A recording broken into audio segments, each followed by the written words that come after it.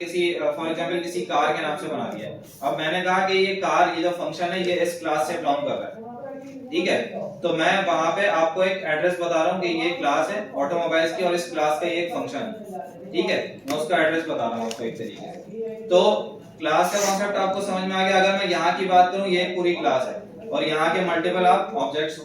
किसी एक स्टूडेंट की बात कर रहा हूँ तो उसकी यूनिकनेस किस तरीके से बताऊंगा? उसकी यूनिकनेस इस तरीके से बताऊंगा। मैंने कहा फॉर एग्जांपल शहीर है।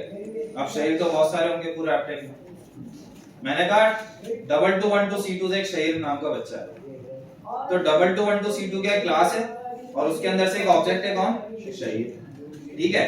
तो इसी तरह मैंने क्लास को कॉल किया और उसके ऑब्जेक्ट को कॉल कर दिया। समझ में आ गई बात? इसी तरह आपका कॉन्सेप्ट चलेगा। फिर आता है आपका नेक्स्ट कॉन्सेप्ट आता है इनहेरिटेंस का।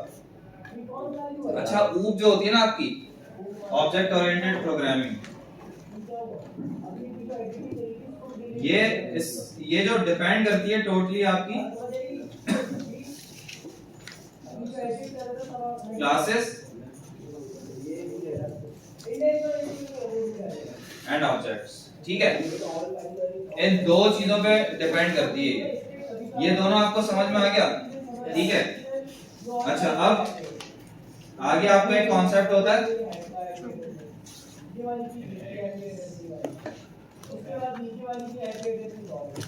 इनहेरिटेंस। क्या होता है सर? इनहेरिटेंस ऊप की सर कोई होता है पिलर।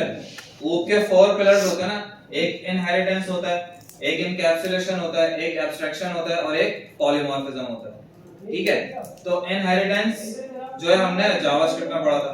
यस सर, याद होगा आप लोगों को। टेलीफोन। हाँ, क्या पढ़ा था? क्या होता है इनहेरिटेंस?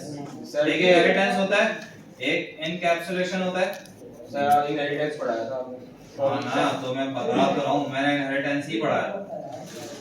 मैं अपनी बात से मुकर नहीं रहा हूँ। मैंने आपको बताया कि मैं इनहेरिटेंस ही पढ़ा था। पॉपुलेशन भाई ये आईफोन 20 प्रो मैक्स कंपनी वालों की कॉल। जानते होंगे ना वो कि ये बंदा फारिग है, इसी को कॉल करो, यही उठाएगा।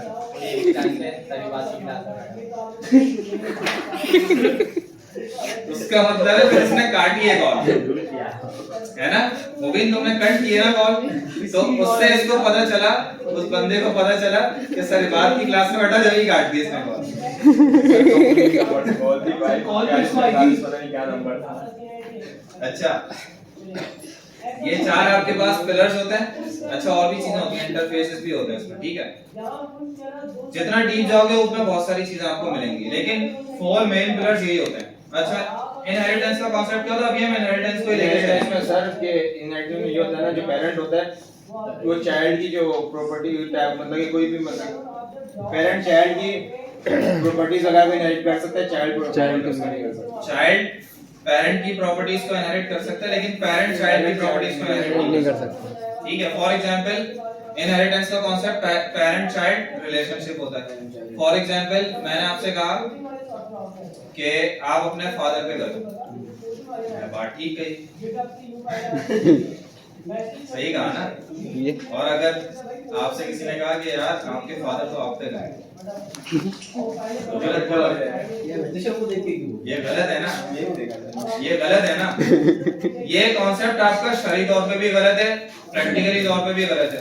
यस सर, ठीक है। आपको कोई ये नहीं कह सकता, हालांकि आप और आपकी फादर की रिजेम्बलेंस होगी, बहुत ज्यादा होगी। किसी की आंखें गई होंगी, किसी के हेयर गए होंगे, किसी की नोज गई होगी, होता है किसी की हाइट गई होगी, क्योंकि जाहिर सी बात है ब्लड रिलेशन है।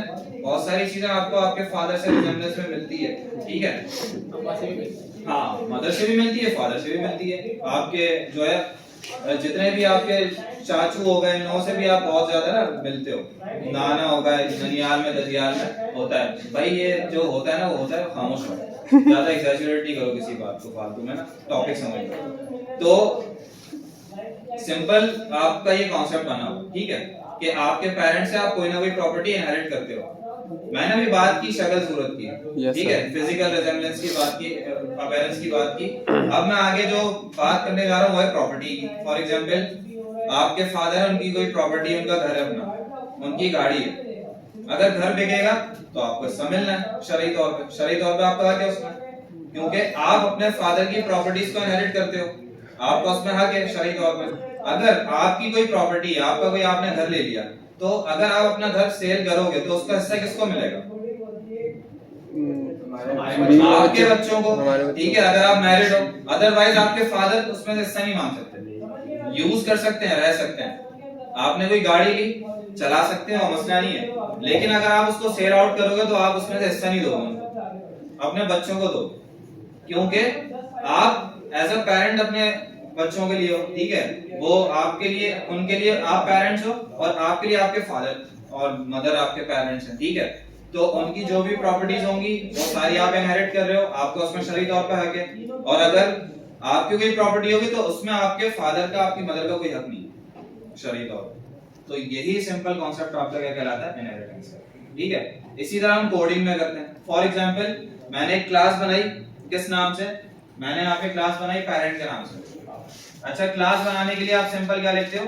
क्लास का कीवर्ड लिखते हो। जहां भी क्लास बनी होगी क्लास का कीवर्ड लिखा हुआ होगा, ठीक है। और क्लास मैंने ले ली फॉर एग्जांपल पेरेंट के नाम से।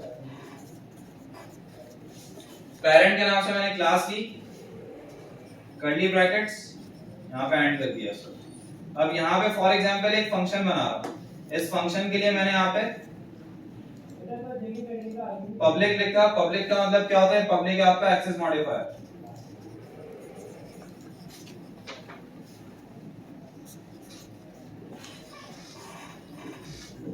ये क्या करता है इसका भी मैं आपको बताता हूँ। यहाँ पे पब्लिक लिखा मैंने, उसके बाद माशाल्लाह मार्कर नहीं चल रहा है सही। उसके बाद एक फंक्शन बनाया, फंक्शन का नाम फॉर एग्जांपल मैंने लिख दिया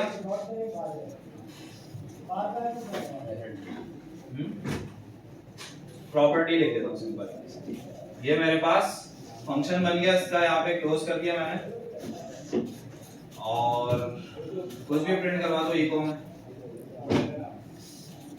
हेलो वर्ल्ड।